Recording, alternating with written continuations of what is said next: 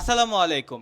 সূরা আল ইমরানে মহান আল্লাহ তাআলা বলেন যে, হে বিশ্বাসীগণ, তোমরা ধৈর্য ধারণ করো এবং ধৈর্য ধারণ করার প্রতিযোগিতা করো। তো আপনাদেরকে একটা ছোট্ট গল্প শোনাই। দেখতে পাচ্ছেন আমি একটা ফাঁকা বক্সের ভিতরে বসে আছি। এখানে একটা সাইকেল ছিল যেটার দাম ছিল ৳৪০,০০০। আপনি কত টাকা সাইকেল ব্যবহার করেন? কমেন্ট করে কিন্তু জানাবেন। যাই হোক, মূল স্টোরিটা হলো, ঈদের পরে আজকে মেবি তৃতীয় অথবা চতুর্থ দিন। তো আজকে যখন আমরা ড্রিম সাইকেল স্টোর সকালবেলা খুলি সেই ৯টার সময়, তারপর থেকে তেমন কোনো কাস্টমারই আসেনি, কোনো সেলও নেই। এমনকি দেখেন ও বসে বসে বোর হচ্ছে। যাই হোক, তো আমরা আসলে মনে করতেছিলাম যে একটা কাজ করি, যে আসরের আজানের পরে আমরা প্রতিষ্ঠানটা বন্ধ করে দিব।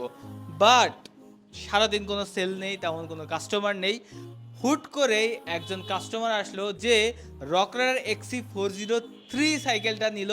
আর কোনো দামাদামি করলো না, সে সব দেখে আসছে, জেনে আসছে, জাস্ট আসলো, টাকাটা দিল, সাইকেলটা নিয়ে চলে গেল।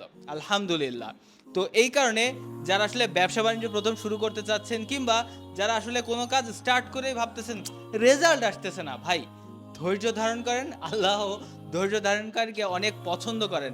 আমাদের এই ড্রিম সাইকেল স্টোর এই পর্যন্ত আসার পিছনে আমাদের কিন্তু 4 বছরের পরিশ্রম আছে এবং আল্লাহর রহমত অবশ্যই এর পিছনে আছে।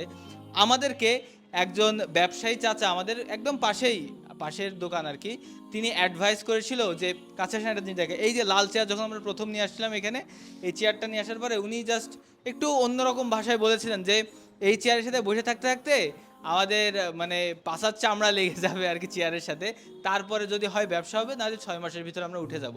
আলহামদুলিল্লাহ, ধৈর্য ধারণ করার ফলে কিন্তু আমরা এই পর্যন্ত আসতে পেরেছি। তো আপনি যে কোনো কাজ শুরু করেন কিংবা কিছু করতে চান, একটু ধৈর্য ধরেন, ইনশাল্লাহ আপনিও সফল হবেন এবং আপনার জীবনেও আপনি ভালো কিছু করতে পারবেন। আসসালামু আলাইকুম।